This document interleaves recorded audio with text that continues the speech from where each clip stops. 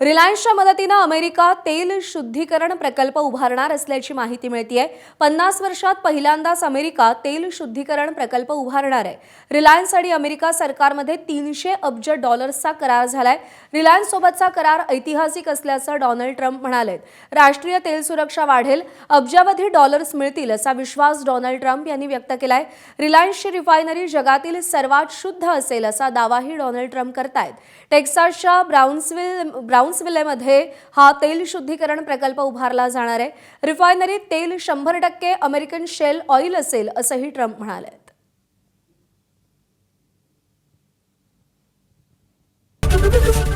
ABP माझा, उघडा डोळे बघा नीट।